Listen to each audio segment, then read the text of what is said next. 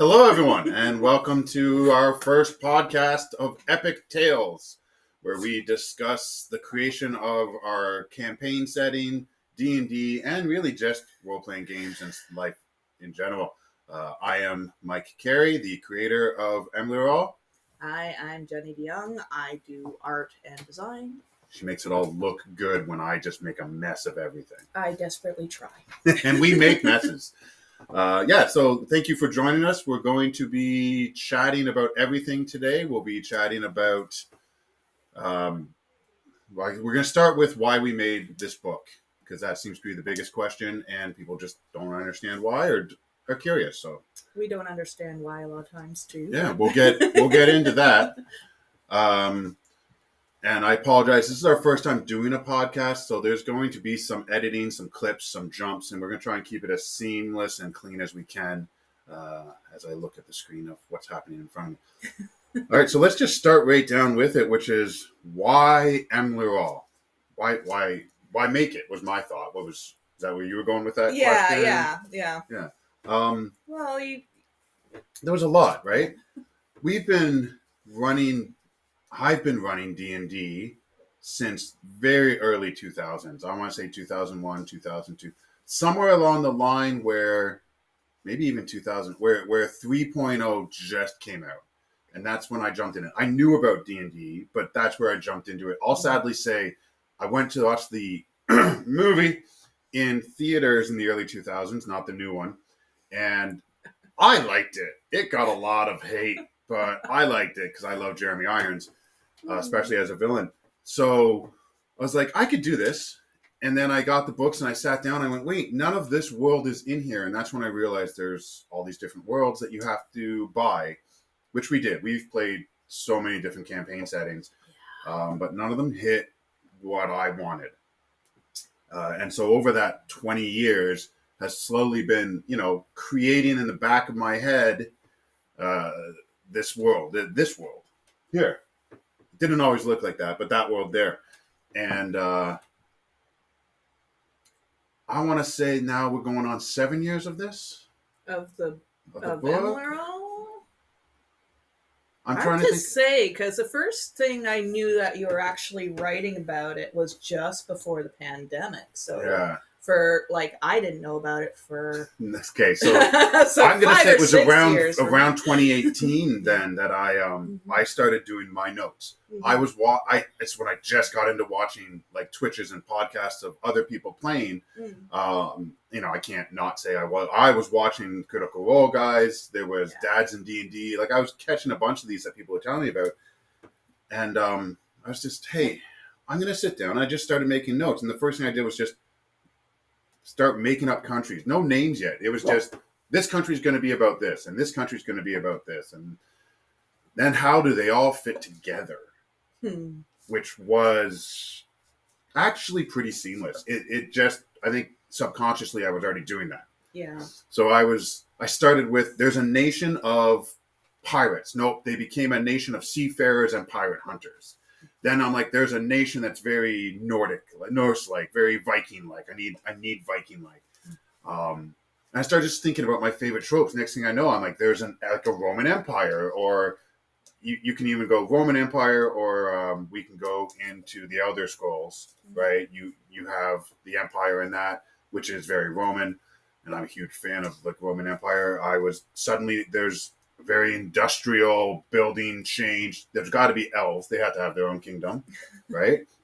And then some Shire-like kingdom in there of peaceful people.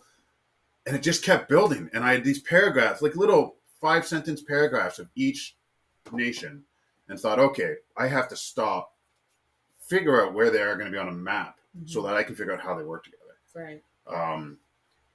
I'm not artistic in any way. And I hadn't told anyone I was doing this. I didn't even told my wife. And so I'm on the internet and I'm finding random generators of map creators and find Asgard, which is a great, absolutely great one. We do name it in our book. And also, by the way, this is all about this book here. All right. This is what we're talking about. This beautiful, giant book. And we do give credit to everything we use. And I think you flipped past the page for it. lots of tables of contents, images. There we So it go. is, if anyone's looking. Yeah, asgard.github.io. And you can actually find that in the book. Buy the book. We can probably put a link on it too. We should put a link on that. We should. We definitely. really should link all these. All of these should be on there. Yeah. Anyway, so I started with Asgard, not Asgard, but Asgard. Very easy to find. First thing that comes up on Google, and you could generate the type. Do I want a peninsula? Do I want an island? Do I want an I can't say it, but archipelago. And I went through 100 of these until I just saw this image, this silhouette, and went, that's perfect. That's what I want. It looks like a flea. And I started, I had never seen that before. I started just, okay, where would I put these countries? And moving them around. Okay, this paragraph and this paragraph here. Next thing I know, I'm like, I have a center country and others circling it. And then the colors started happening. And I went, oh, something about this one tells me it should be a desert. Why would a desert be so close to the north in the Indigenous forest? And I have always been a fan of mythology. I'm rambling now. I've been a fan of mythology. So as I said, Roman Empire, the Egyptian history, ancient Egypt and their mythology. And I'm like, there needs to be an Egyptian country in here that is like run by the gods, controlled by the. That's why there's a desert in the middle of this continent. It makes no sense because that is how the gods have made it, and it's their own pantheon. And that's one of the things that really caught me when I go to a lot of other settings. Is there's one pantheon, right? Yeah. And then the elves might have their own other monster. Well, and if you things, consider like even just basic Earth history, like human history, is there have been millions upon millions of pantheons, religions, and overlapping at the same time. Yes. So I was like, okay, I want different pantheons, right? And we can get into a whole section on the religion of this because I was raised Catholic, so I will go deep. But no, I was like, okay, well, what if this country had their own pantheon, and these ones had theirs, and these ones had, and then you would eventually end up in a religious war. Which is the early history of Emlearal, is this religious war that many pantheons are lost and surviving ones form together, but there's still a few. Which the gods going to war and then having to band together against, and become a new pantheon against another enemy really mimics the nation. Which I'll get into the history of that, but with the orcs. So why Emlearal was because I really just wanted to have a world that was everything that I was missing. And that's not in any way slandering the other settings. I felt like I was missing something. And sometimes I would sit down to play and be like, I want to play a very Viking-like game, or I want to play a very intrigue and conspiracy game, or, a sailing game. And now I can, because each nation allows me to play that game. And these nations are huge. I could do a whole campaign in one country. And play that style, or I can start mixing them together and travel them and let the players explore them all and find the ones they like. So that was why. That is a very long answer to why I did this.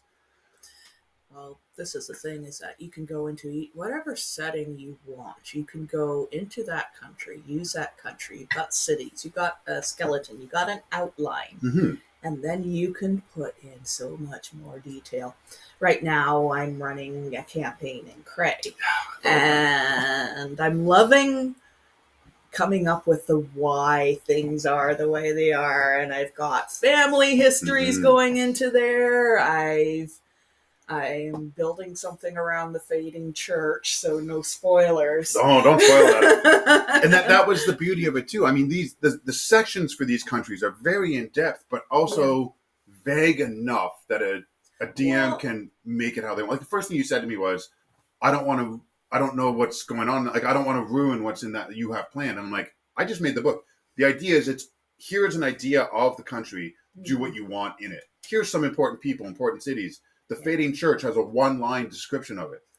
So a DM can do anything they want. And I love that, because you were so like, oh, I don't know. And I'm like, please run it. I want to play in this world. I want to play in my own sandbox. Yeah.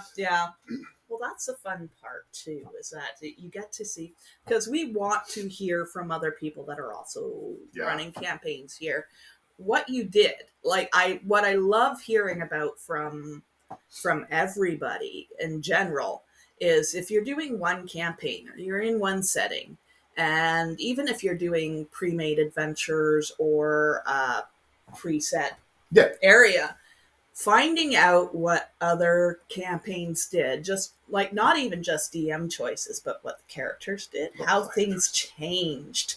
And it's just the smallest decisions will just spiral out of control. So you wind up with whole different stories. So every campaign you make in the same world is going to be so different. I would love, I think it'd be great to eventually start seeing people's comments and stories of what they've done. I mean, the free adventure we put on the website, right? The Heart of the Mountain, 4-part quick adventure. It takes players really up to almost, it depends, up to 7th level almost. I've run that 3 times. So I ran that at home with my home group before I decided that this was just me putting together an adventure, and went, no, wait, this could be something. I ran it with you and Paul, your husband Paul, and my wife Amanda, and it went so totally different. Honestly, you guys were more on track than the original group, where they left the town and came back months later. And then we started running it at a local game store. We started running Emlearal D&D at a game store, the Devil's Bench. I will always give shout outs to the Devil's Bench because he's amazing. Curly's amazing. But the store is awesome, and a local gaming store is a true treasure to find. So we were running there for, what did we do that? About 6 months almost. 6 months, yeah. And that group of people I'd never met before, they went everywhere else that you and the other group missed. They just filled it in. If I put all 3 stories together, everything was covered. But in one group, this was missed. In one group, this was missed. In the other group, this. And it eventually it all just turned out so different. I could do a whole episode of this just talking about the 3 differences of the game. We are totally off track already. Episode DB for Devil's Bench for later. Tune in for that. Okay. So we should get back to this. We talked about our inspirations, but the other thing is, how do you pronounce this? Because I'm pretty sure I've been saying this wrong. I've been working on this for 3 years, and I'm very certain I'm pronouncing it wrong. How do you say it? Emlearal. Okay, that's right. Cool. Here's the fun part. This is a made-up word. I took a cue from Stan Lee when he talks about Thor's hammer, right? Yeah. I don't know how to say it. I just wrote down a bunch of letters together. No, seriously. I didn't have the name for the longest time. I was halfway through writing the history of the continent. And then I was like, I need a name. And I'd already been playing. It's not like I went, ooh, I need a name. I had a bunch in my head. They were all over the place. So what were the other ones then? What were the runners-up? I want to know this. I started getting extreme. I wanted it to be so fantasy that there extra apostrophes, or as my son calls them, sky commas. There was X's in there with XUD. And suddenly I'm like, wait, no, that's sounding like, Xanadu. No, I can't use that word. I was all over the place. It went, I can't even remember the runners up because it went too far. I followed a rabbit hole, and I realized I was going to start doing that with all the names of the countries. So I decided my best bet is let's have a fantasy name, but let's ground this in something. And that's when I started really getting into etymology, the root words, the original words. What's the first word used for this? And I started playing with the word empire and imperial. And that's kind of where Emlearal came from, which is hilarious for me to make a name called Emlearal. I have a bit of a speech impediment. R's and L's are not my friend. And I put a bunch in there. But it's a combination of empire and imperial. Okay. And that's where I went, okay, this is Emlearal, the Lands of Adventure. Because you can't just be a word. You have to have a subtitle. We are known, it interchanged between World of Emlearal and Emlearal Lands of Adventure. So the campaign setting, Emlearal Lands of Adventure, website, worldofemlearal.com. Our social media is all tagged as World of Emlearal because I didn't have enough R's and L's to struggle with. I needed another word to do it. So they interchange a lot. But yeah, that is how we say it. You are saying it right. It is very phonetic the way it's Yeah. written. Emlearal, because not just am I playing this and other people, in our age and but you can have young kids. I had a friend buy it for his 10-year-old kid to run with his friends. Nice. They have to be able to say the words, which means this is clean for children to play. My games have proven to be not good for children to play. Not that there's any inappropriate content. I just have dark themes. But the book itself it's high fantasy. It's everything. It is. Yeah, there's a lot of Tolkien inspiration on it. There's a lot of East Asian inspiration in there. There's a lot of it's everything I loved as a kid. Yeah. Yeah, Tolkien is definitely one of the inspirations, but I'm not going to say so is, Oriental adventures, Crouching Tiger, Hidden Dragon style stuff. There's Final Fantasy inspiration there. I've been playing that all my life, right? Especially like the older ones that were more sword and sorcery and less tech. Well, this is the thing: is that when we build campaigns, we tend to build on the mythology you create for yourself by all of the fantasy that you've enjoyed as a kid. And let's face it, if we're playing D&D, we like fantasy, but you kind of start inventing a mythology for yourself. You have your own fables, you have your own stories. And when you start putting together a campaign, you kind of you're just throwing people in just to see how that plays out. And so they've got their own stories, and they've got their own backgrounds, and they've got their own inspirations, which are also, going to say, inspired off of other things. Like how many players have made a character named Conan, right? Like, oh, not that Conan. I'm this Conan, right? Like it. We're all inspired by I'm things. an edgy, dark elf. So many early games. Try to put a group together. What do? I'm a lone wolf. What about you? I'm a lone wolf. Okay. It's a wolf pack of one. That was Emlearal. Let's get back on track. Let's keep on track. But I like this because now we're getting an idea. Like, I could do entire episodes talking about each of the nations and our games. We're going to talk a lot about our games in this. Yeah. Because as you said, we create our own fables, and our fables are actually the games we've run. Well, this is the thing, and I love hearing stories of other people. Mm-hmm. Yeah. Everybody's got stories of what their players did, or their character, if they are a player, what their character did, and I love hearing that. It's great. We do. And, yeah. Okay. All right, let's see. What made you decide to publish? I have always dreamed of being a writer since halfway through high school. Yeah. I want to write books. And man, wouldn't it be great in 20 years from now, 30 years from now, I write a book and the people from high school will be like, I think I went to school with that guy. I mean, that was my childhood dream. That was my teenage dream because I was a bit of a loner and a lone wolf in there. I thought that would be recognition. But now that's not why I did it. I sat down and went, I've not written a book. I've tried to write storybooks for myself. I quit halfway through because I don't love the way it's going, or I just don't love my own style of writing. Mm-hmm. And I thought, I'm going to make this for us, just for me, at home, table game. There's a wonderful website out there called Lulu Publishing. Yeah. And they're designed that you can self-publish, your own magazines or whatever, and you can sell them, but I wanted it just for one. Mm-hmm. So I went to this website and I put this PDF that I had thrown together, no editing whatsoever, wrote it, grabbed a bunch of images, threw it in there, put on a cover, and printed it for myself. And that's all it was. And we were playing it, mm-hmm. And my brothers were like, "Are you going to make this into a book for us to buy?" And I was like, "No." And then we were playing it, and my wife Amanda's like, "So are you selling this?" And I went, "No." Well, my friend saw your picture and wanted to buy it, and my brother-in-law, he was like, "I want to buy a copy of that," and I'm like, "I can't sell this. I can't sell it because it was made for me without, as I said, any editing and images I couldn't use." I had thrown in like the weirdest papyrus background on every single page. It was very dark. And we talked about this, and Yeah. I came recently to realize what I was doing there without even knowing We it. should have brought a copy We here should have. so we could. This is what it looked like. It's over there, I think.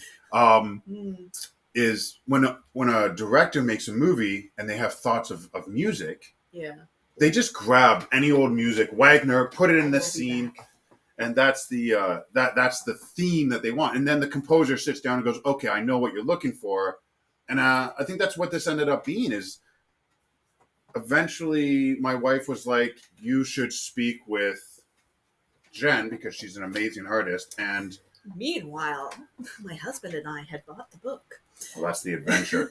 But it's but that's the one I can it's find. just filled with. Like, you can hold it up so they can see the. Like, it's just. I was going classic D&D red, papyrus backgrounds. Like, what was I thinking here? This was just a mess. Show the cover. And then just some random cover. Because again, it was just made for me. So, yeah. So I came to you. Well, you were sitting at the table. We were playing. And we were having dinner. Because our games are more than just sitting down to play. It is Jenny makes some meatloaf.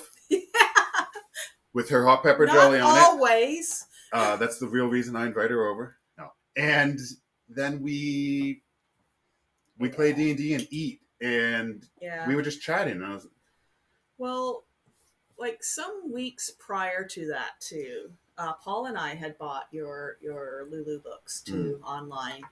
And I was flipping through it. And the papyrus font on the cover. And all that. Possible to read. Yeah. And then, you went total White Wolf 1990s. I mean, if they can print and sell 100 copies with 1,000 spelling errors in it, why can't I? 30 years ago.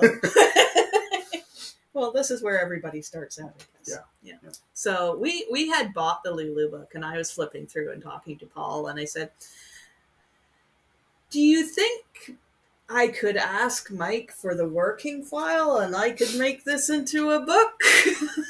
Like, rework it and make it into a book? I'm good with words, that's it. Because, I majored in book design. I really like making books. I like having an excuse to make books. I make books when I don't have to. I make books when I don't have time to, and I do it anyway. I enjoy it, so I like having something like that where I can just take it and turn it into a book. So I was going to ask you anyway if I could get the working file and just do it on my own. Now, I think, though, we started, when I first asked you, it was for just one of the adventures. Yeah. I was like, let's see if we can sell an adventure module. Because we were going to do the Siege of the Scale. Yeah. Like, let's see if we can sell an adventure module. Let's not jump. And then maybe a month in, and I'm like, we're going to put that entirely on hold. Let's do the main book. I had already gotten a third of the way through having set up that entire book with illustrations and everything. Yeah, we're still going to do it. Yeah, I know. We are still going to do it. But it had no context without a world to play it in. It was just like, what are all these things they're talking about? Absolutely putting the cart in front of the horse. Absolutely. You asked me at one of the home games, and before you'd even finished asking if I'd be willing to do that. You did. Yeah. Jen, would you like to? Yes. Yeah. Would you like some sugar in your tea? Yeah, I'll do the book. No, but I'm glad you did. I'm really glad you asked, because at the time I was like, how do I ask this without it being really weird? I don't. See, I have a problem in that I don't know, maybe too modest or too shy. I don't like to ask things of people. I don't like to ask favors of people. I feel like I'm putting people out. So to ask you to do this, I was actually really nervous. But I really wanted to do this so badly. I'm like, she's going to think I'm taking advantage of her, was my thought. When it was, we both wanted to collaborate. Yeah. We just needed to get the courage to do it. So, So before they were even done asking, I said, yeah. When do I start? What do you want me to do? And I had done it all in your Send me the file tomorrow. Your least favorite file format of Word. Yeah, well. And that took a bit, but it was a lot too. Like that, I don't have that background. I don't have that arty background. So I asked for a plain text file so I could put it in InDesign because that's what you do. Learn about designing from Jen here. It's amazing. The formatting of it, the images, the spacing, the bleed lines. Learned a lot just watching her do it and sending her stuff back and forward. That logo, this logo here. So beautiful. I was so happy doing that too. That one is, the font is Bodoni Old Style initially. Then I changed it to make the font work. And what I was looking at the time when I started doing that was I had an idea, because it's Emlearal Lands of Adventure. It's the idea that we get to explore a whole world. So my initial thought was either a compass or an astrolabe, something that helps guide you. Okay. And that's where I got the round portion of that. And then with the E, I have a book that was given to me years and years and years ago when I was getting into art school. And it was just of old style monograms. So I was looking up E's, to make a nice roundy. And then from there, at some point I will send you the JPEG of the original scan. I'd love that, yeah. It's just like this. With an E in the middle of it. And Emlearal drawn out with my really crappy handwriting. And that took me about a month to do. So that's like a lot of math. Yeah. To divide that up into a circle. Now I'm going to pause you for just a moment. We are going to run out of a moment. We're going to take a quick break and talk so much more about this logo. Okay. Okay?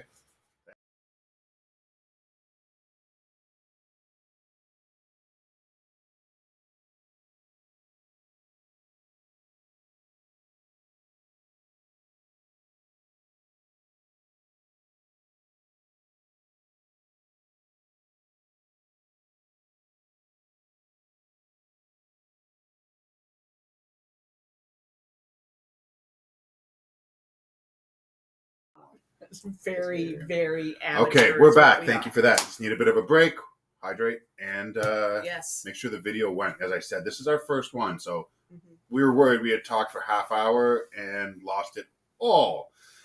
Anyways, we didn't, and as you can tell, you're watching it. We were talking about the logo. Yes, we were. The creation of the logo. Because I wound up creating a compass rose. That's what it was. And then I thought about it being a mystical astrolabe type thing.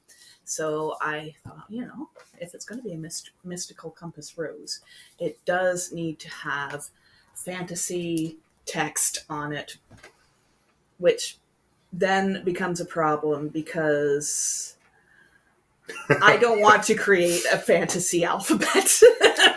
So, what I wound up using was, this is actually Chaldean text here.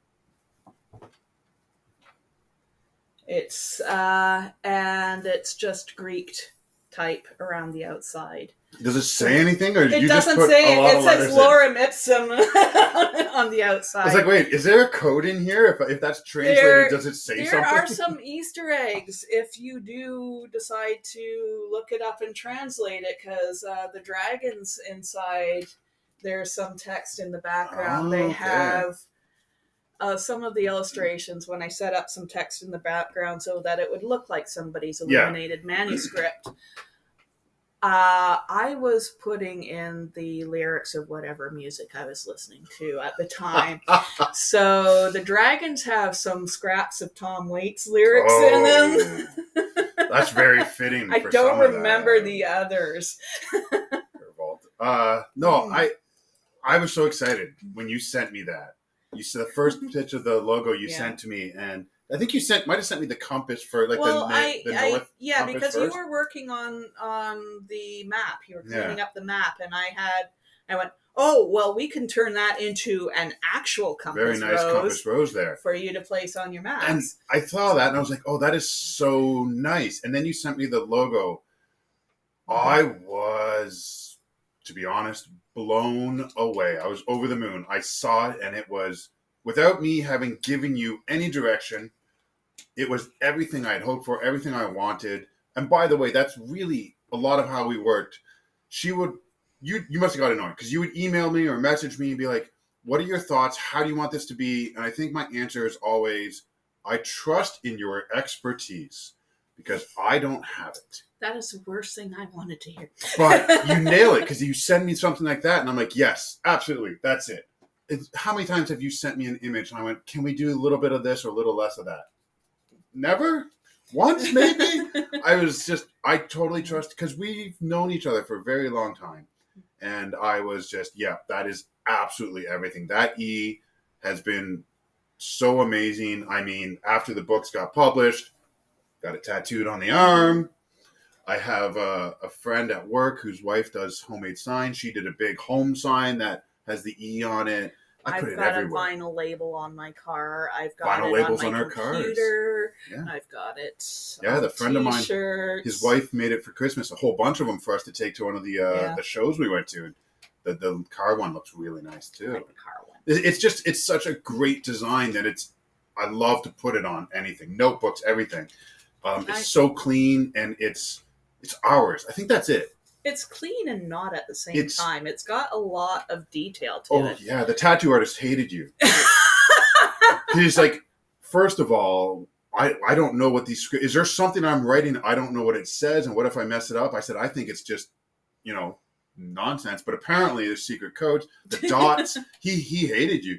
Well, it's got to have dots because it needs to measure out the minutes. Yeah. But it's and time is a big thing on Emlearal. Time. There's a whole section in there about why all the clocks. Yes. But it's ours.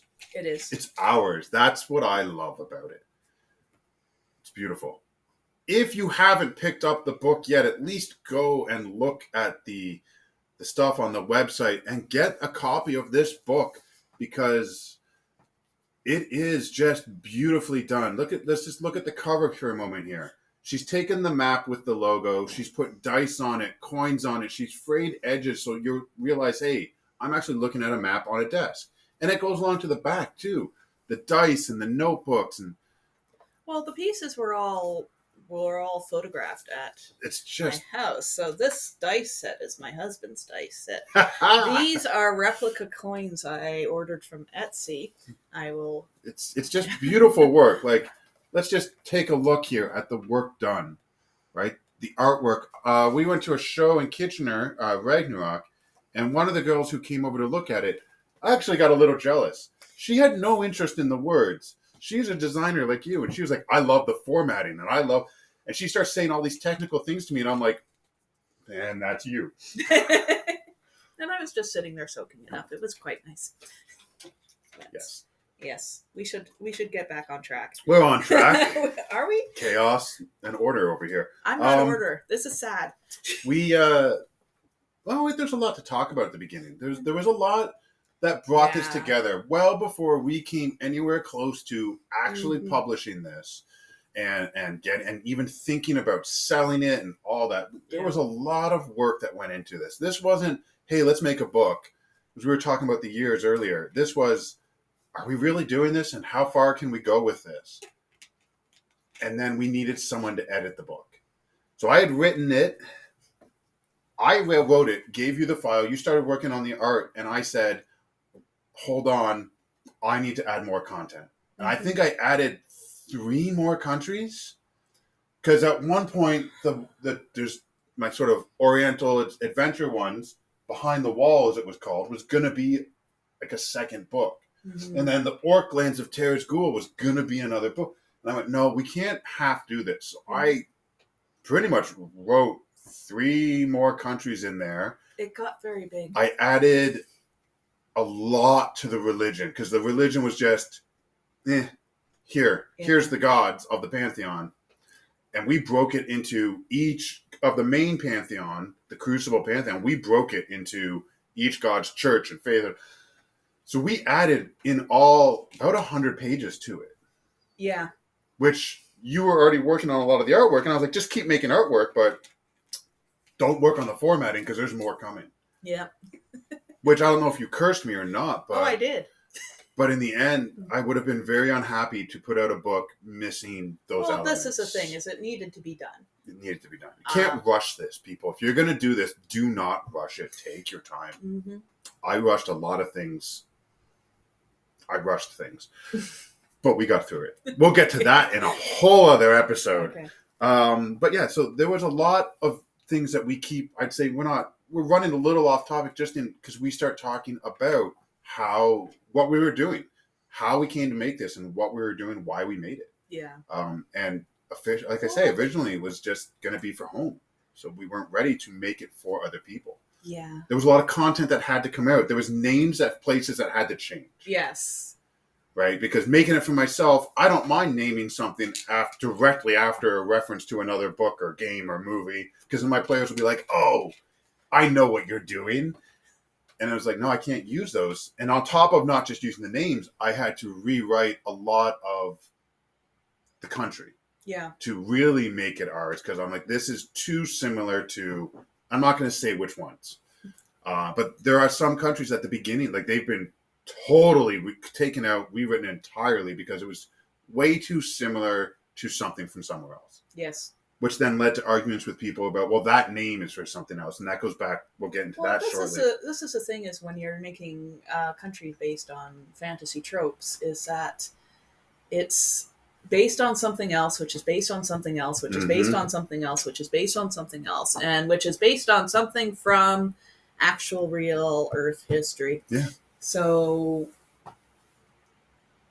it's going to happen. It happens. And it happens a lot to the point where I was trying to think of the names of the countries, and I'm like, all the good names are taken by other people.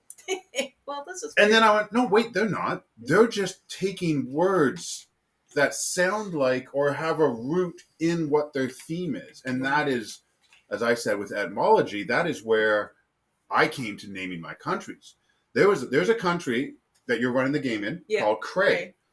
And it is a lawless land. It's a mess. There's no organized government. It is each area is run by different gangs and criminal organizations and warlords. But then in the end, there's, in the form of a law, there's an kind of your overarching, family, powerful criminal families that are like, okay, there's no law, but we are in control. Mm-hmm. And there's a whole lot of them, so it's not one government. And someone said to me, well, you can't use the word Cray because it's the name of the villain in a Disney movie, Big Hero 6. I went, is it?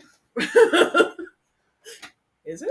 And the name of the businessman is Cray. And I went, well, that's interesting because that's not where I took it from. I went, okay, what's the Latin word for crime? What's the root word for crime? Where did the word crime come from? And this rabbit hole of words down and down and down till you get to Cray. Mm-hmm. And I thought, that is interesting. I'm sticking with it because it's not taken from that movie. It is taken from the word for crime. Mm-hmm. And that's kind of where a lot of these words come from. Ossetia. Well, this is a seafaring race or seafaring country, and it sounds like ocean. Yeah, that's not a mistake, right? And at some points, I just didn't even give it a name. I just called it the Wild North because every fantasy needs a wild north of untamed wilderness, untamed savagery, and of course, it has to be cold. Yeah. Right? And that's a trope in many fantasy worlds, in many campaign settings. That untamed north is crazy. And that's where the barbarians are and the savages and, monsters of unknown. So inspiration for each country did come, as we talk about, from other fantasy settings and other fantasy books and movies.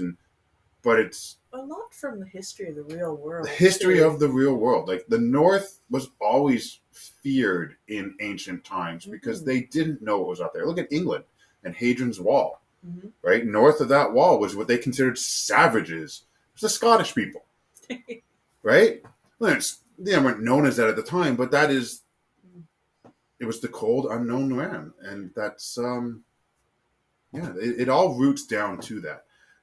Mm-hmm. So when we talk about the name, here there be dragons. Here there be dragons on the map, absolutely. And I was always taken with that in school. We talked about in history class. History class, of all things, we got into fantasy because they started talking. If we're going to look at ancient history, yeah, here's government stuff of the last 100 years, but let's go back to, Vikings and travel, and they were the first explorers, and then going to other. Let's go to Africa and talk about the root, cradle of the world there, and so you get to fantasy maps, and not knowing that the Antarctic even existed for until recent times, right? Like it was, it's pretty scary to look at and think, well, we didn't know it was there, so we just put there's monsters out there. Yeah. And for, when you're coming across a new people or coming across new species of animals too, it very much seems like monsters. It's so crazy. Mm-hmm. How can this exist? How can this be real? It's terrifying. So yes, the Wild North is that frontier. And you've got the Tour's Ghoul really is the frontier on the other side, because you have a race of people that are determined to conquer. The orcs are there. You just don't know what they're doing, and you don't know when they're coming, but they're coming, and that. You're sandwiched between the unknown and the known, but both of them are frightening. Yes. It's really a bit of life there. There we go. So one of the things we were going to talk about that we both kind of agreed is, changes to the book as we were making it. Yes. Not just format-wise, but what are some things, what were we hoping to happen with the book? And how has that changed? Like, I know what I was hoping. What were you hoping would happen with that book at the beginning to now? What are you hoping now? Like, it's changed quite a bit. I had a low bar for hopes. I just wanted to get it out there. Yeah. Have a book made, something you could hold in your hands and you could flip pages and read, and it's there. Yeah. I'm a fan of solid books, of actual hard copy books. So, like, the idea of just making a book, having it out there, other people can read it, other people can use it. And,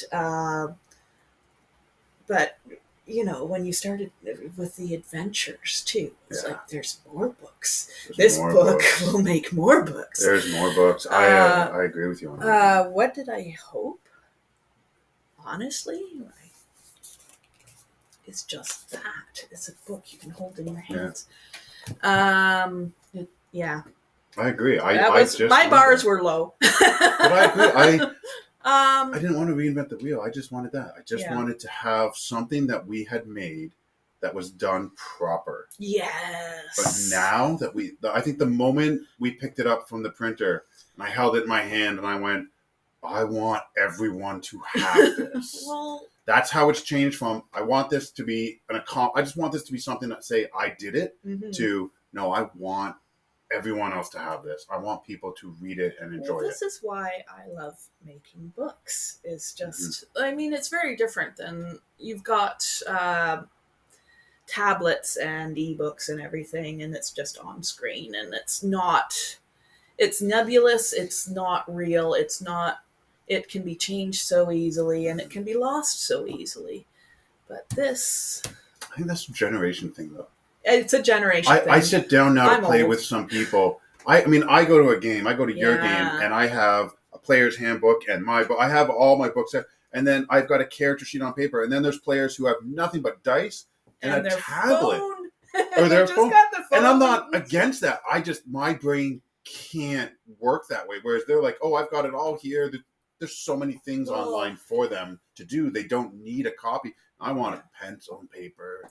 Well, so this is available in PDF. It's a tactile thing. It is available in PDF for people who are with the times and do things digitally. Yeah. It is a bookmarked PDF. You can download it from the website, and you can have it on your tablet to take to your games, because we are not modern.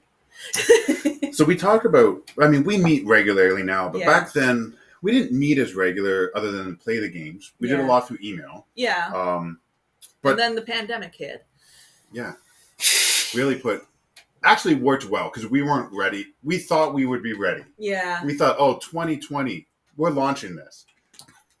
And the pandemic hit, and it was like, well, we're not going to be ready. And I thought, actually, that's pretty good because we weren't ready. Well, this is the thing is that, like with me in particular, I don't know about you, but I always bite off way more than I can chew. Because, yeah, I can do a book in 3 months. That's why I'm doing this. I took way too much. 143 illustrations in 2 years later. While working full-time at a totally different job that has nothing to do with this.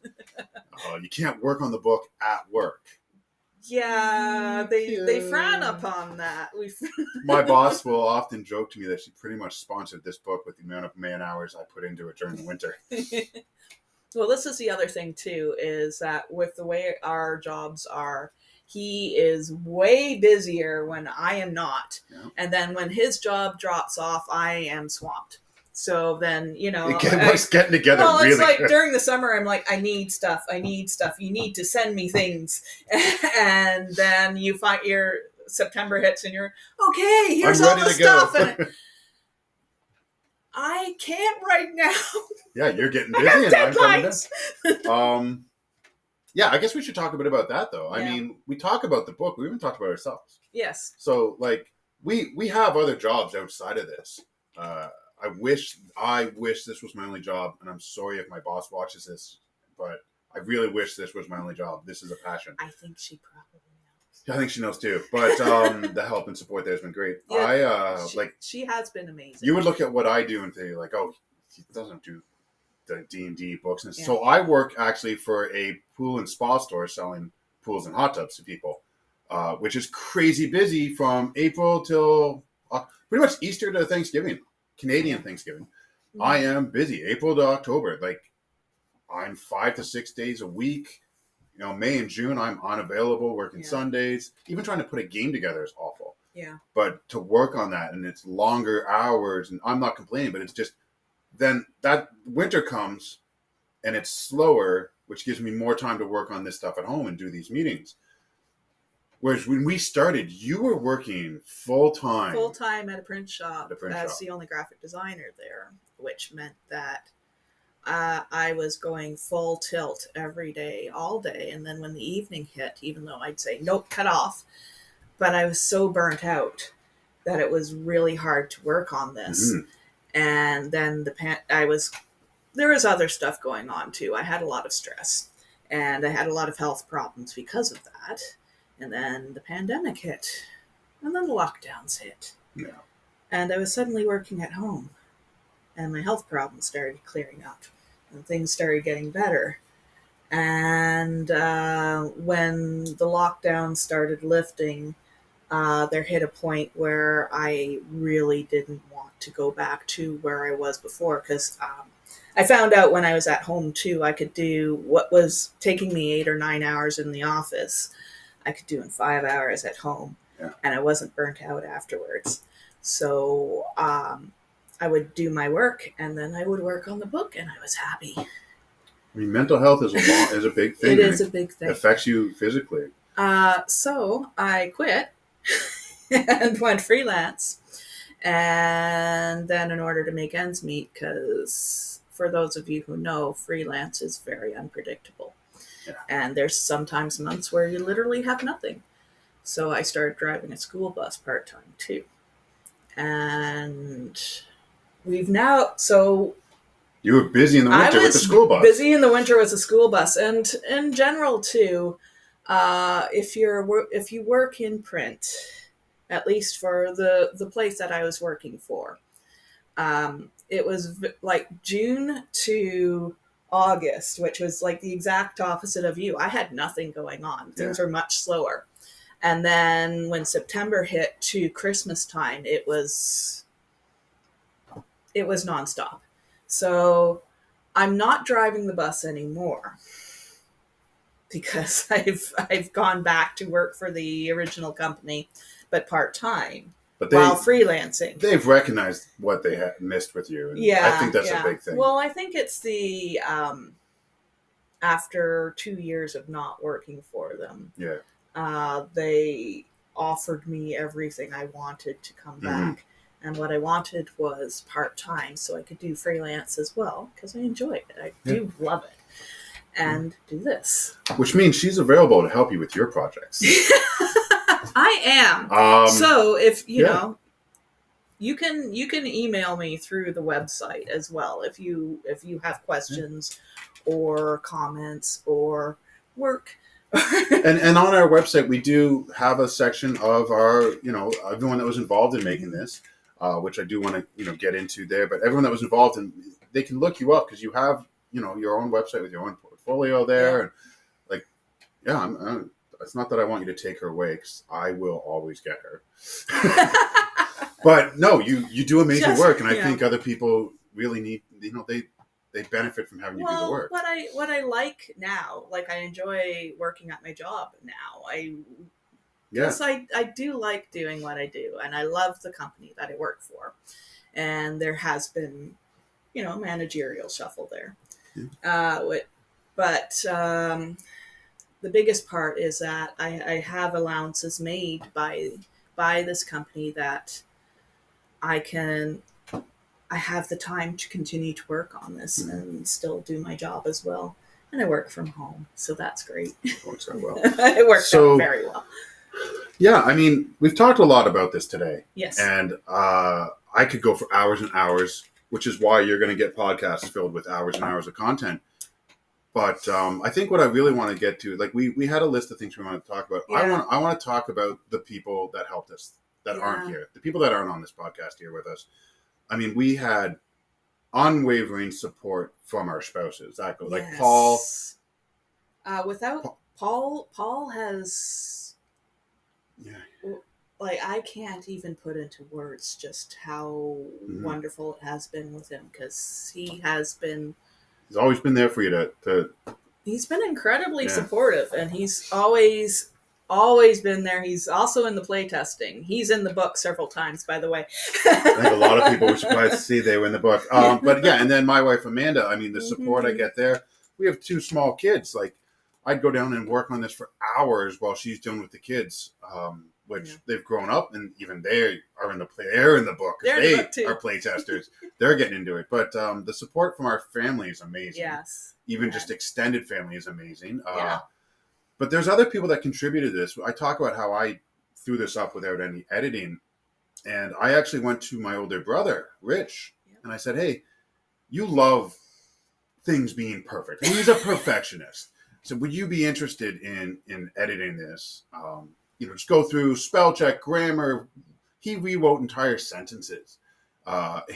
Over and over, he went through it. Fantastic editor. Fine-tooth comb through that a few times. Yes. And then he would get upset because then I would say, by the way, I have totally changed the names of all the gods, so we're going to go in and redo that section. And he'd be like, ugh, and he'd have to go through it again. And then we were looking for, one of the things that this book has was we wanted to have just a bit of flavor.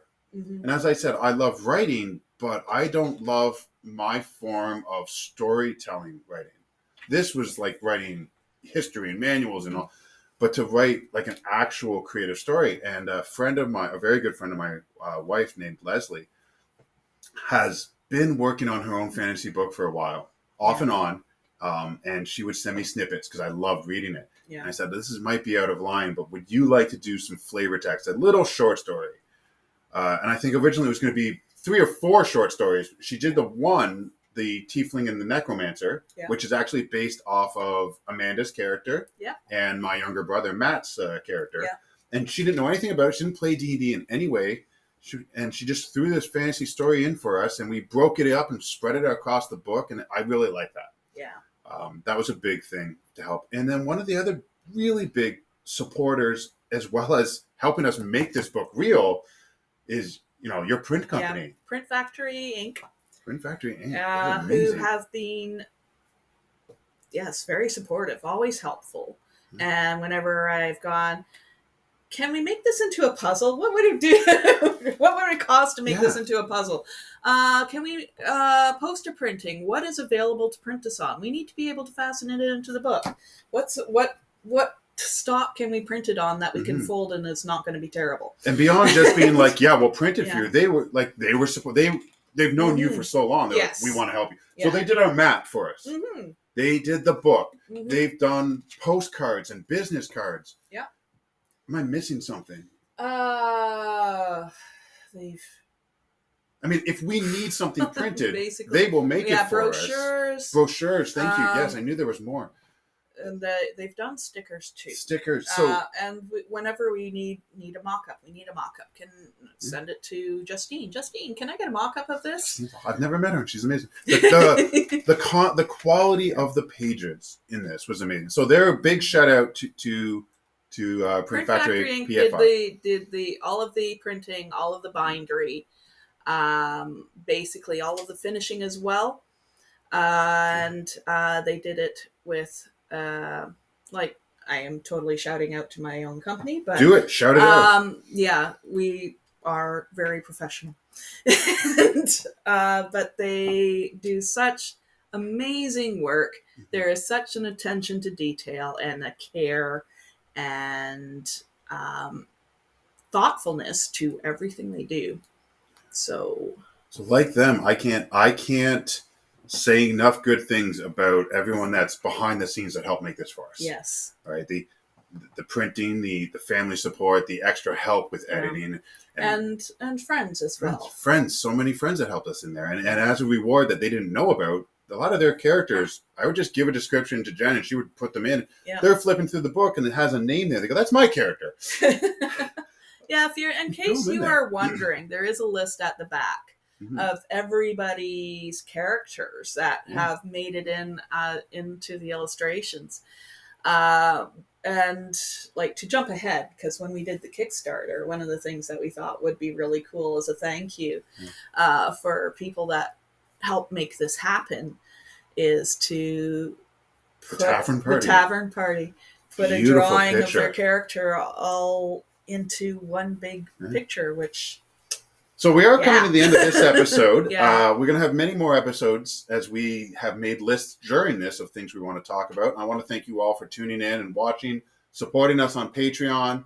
Follow us on our own website. You can subscribe to that. And all other social medias. We're on Facebook. We are on Instagram. We are on TikTok. And it is all generally as World of Emlearal Games. I'll put the links and everything into this.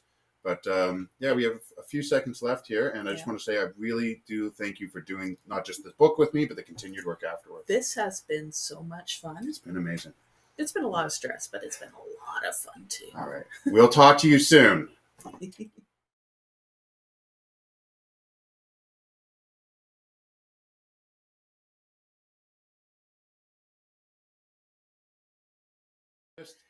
If we just start and we just start talking. I hope you can edit video. You can. I was looking at this. So if we can just start talking. Okay. And then at some point we'll just do the intro and go from there. But at least we can see like how... Are we centered? I think we need to move this way. Right, shift down. Everyone shift. No. I put up some stuff. I see. For us in the background. Yeah. Right? We got the nice dice kit that you got Amanda, and that's her most recent collection. Yeah. What is that? That's new. This is cool. That looks like a... This is an initiative tracker. Yeah. So our Sword in the Stone. Yeah. And little white dry erase boards that you can just clip onto these holes. That's a good idea. Start at the top and work your way down. I wind up with notebook pages and then I forget who's... Oh, yeah? So, well, in that, when I put a thing on and then I touch it, the others fall out. So I always have to keep it in a good spot, but I like it as a good decor. My do-it-yourself, well, not my do-it-yourself, the do-it-yourself Dungeon Master screen that I put my notes in behind. Yeah. And then, of course, we've got D&D books behind you. Just even though they're behind you, they're there because they cover the bowl. They cover your parents' dishes. There's so much stuff in this room. But we this get is a good room to... Natural light. Exactly, and it's a good room to film in because of that, because we're not going to have all the echo. Yeah, we have open doors all around us. We have a nice light right here. Bright light. Actually, I didn't realize how bright that was. Well, that means... I'm drinking out of my Emlearal cup. You're drinking out of Tim Hortons like a Canadian. I am Canadian. Okay, so... Of all the names we like, Epic Tales. Epic Tales. We didn't like Hero's Path. No, it sounds too much like Hero's Journey. Yeah. Do you want to hear some of the other ridiculous ones that I had come up with? Yeah. Mystic Realms. And I was like, why would I pick a word that I have a hard time saying? Arcane Adventures. I can't say that. No. And yeah. Enchanted Realms kept coming up. Enchanted Realms. Mythic Worlds, which I liked, but as we all know, I can't say R's and L's very well. Mhm. Dungeon Delvers. So why'd you name it Emlearal? I guess we'll get to that when we record the podcast. Are you recording now? Yeah. Well, that's good. I recorded for about 2.5 minutes. Well, then. All right. Do you want to get started? We'll use this as exclusive content for our backers. Yes, everybody, we talk a lot and too much, and we don't stick to our points. So I'm sorry in advance. Yeah, points. We have to take notes because we're going to just ramble. But this will be fun. Okay, so here we go. You ready to start? I put my glasses on? You want your sunglasses? Not this. I got clip-ons. I'm All right. so cool like that. Okay, so